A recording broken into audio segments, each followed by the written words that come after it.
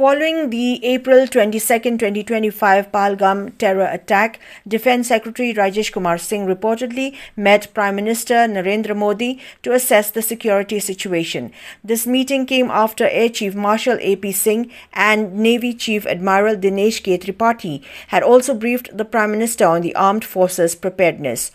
On the military front, the Indian Army accused Pakistani troops of initiating unprovoked small arms fire across multiple sectors along the line of control and the international border in Jammu and Kashmir on Monday.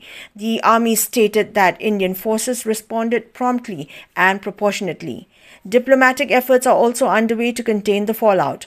According to a report by news agency AP, Iranian Foreign Minister Abbas Araghchi visited Pakistan on Monday in a bid to mediate and ease tensions between Islamabad and New Delhi. He was expected to meet Pakistani leaders, including Foreign Minister Ishaq Dar, President Asif Ali Zardari, and Prime Minister Shehbaz Sharif.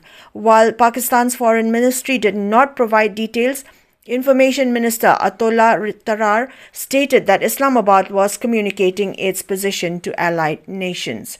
The United Nations Security Council was also expected to hold closed consultations on Monday, reportedly at Pakistan's request, to discuss the heightened tensions. Greece, which holds the Council's rotating presidency for May, welcomed the move as an opportunity for diplomatic de-escalation. Pakistan is set to take over the UNSC presidency in July. Citing sources, it was reported that the Pakistani federal government and military briefed all political parties on the state of bilateral relations with India. Even the Pakistan Tehreek-e-Insaf party, led by jailed former Prime Minister Imran Khan, joined the session virtually. The parties were said to have pledged a strong response if provoked by India.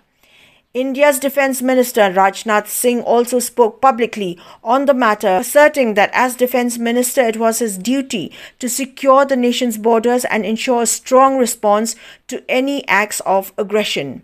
In what appears to be a retaliatory move, the Indian government has begun implementing decisions to suspend the Indus Waters Treaty. According to sources, water flow to Pakistan from the Baglihar Dam on the Chenab River has been cut off, and preparations are underway to reduce outflows from the Kashir Ganga project on the Jhelum River. Officials emphasized the government's stance of not allowing a, quote, single drop, unquote, of Indus water to reach Pakistan.